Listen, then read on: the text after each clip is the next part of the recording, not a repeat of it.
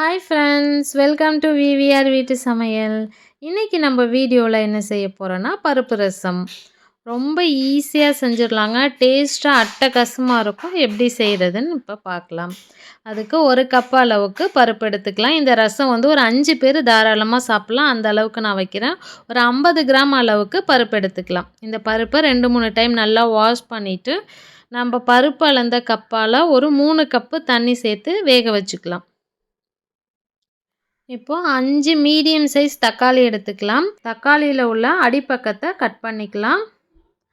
இப்போ மேல் பக்கத்தில் கொஞ்சமாக கட் பண்ணிக்கலாம். இப்போ கட் பண்ணி நம்ம வேக வைக்கும்போது தோல் ஈஸியாக எடுக்க வந்துடும். அதனால தான் இப்போ கட் பண்ணிக்கிறோம்.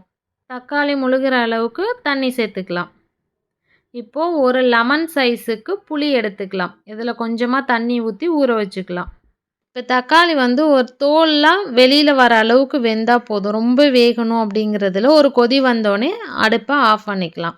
பண்ணிவிட்டு தக்காளியில் உள்ள தோலெல்லாம் எடுத்துக்கோங்க. இப்போது 1 டேபிள் ஸ்பூன் அளவுக்கு மிளகு, 1 டேபிள் ஸ்பூன் அளவுக்கு ஜீரகம், இது ரெண்டுத்தையும் சேர்த்து கொரப்பாக அரைச்சிக்கோங்க. ரொம்ப நைஸாக வேணாம், இந்த அளவுக்கு கொஞ்சம் கொரப்பாக இருக்கிற அளவுக்கு அரைச்சிக்கலாம். இப்போ பருப்பு நல்லா வெந்துடுச்சு. இப்போ இது ஒரு டைம் நல்லா மிக்ஸ் பண்ணிக்கலாம். இப்போ 3 டம்ளர் தண்ணி வச்சோம். இப்போ கரெக்டான அளவுக்காக வெந்திருக்கு நமக்கு.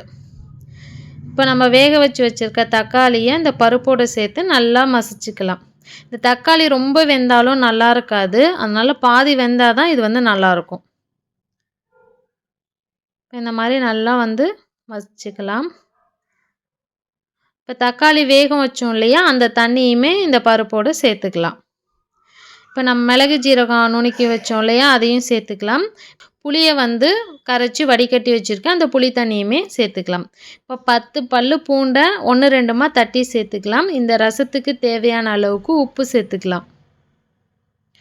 1/2 டீஸ்பூன் மஞ்சத்தூள், ரசத்துக்கு தேவையான அளவுக்கு தண்ணி சேர்த்துக்கலாம்.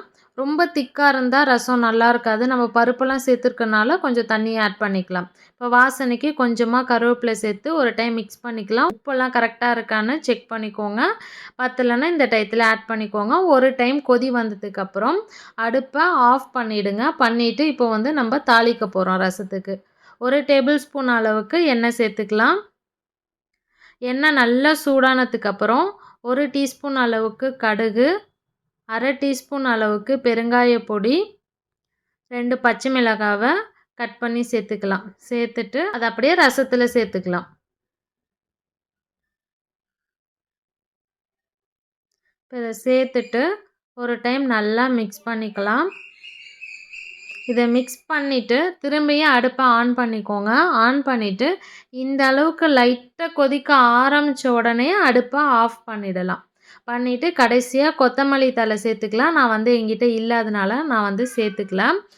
அவ்வளோதாங்க, சூப்பரான பருப்பு ரசம் ரெடி ஆகிடுச்சு. அவ்வளோ டேஸ்ட்டு சூப்பராக இருந்துச்சு. கண்டிப்பாக இதே மாதிரி நீங்களும் ட்ரை பண்ணி பாருங்கள். ட்ரை பண்ணி பார்த்தீங்கன்னா கமெண்ட் பண்ணுங்கள். இந்த வீடியோ உங்களுக்கு பிடிச்சிருந்ததுன்னா லைக் பண்ணுங்கள், ஷேர் பண்ணுங்கள், சப்ஸ்கிரைப் பண்ணுங்கள். இந்த வீடியோ பார்த்த அனைவருக்கும் நன்றி.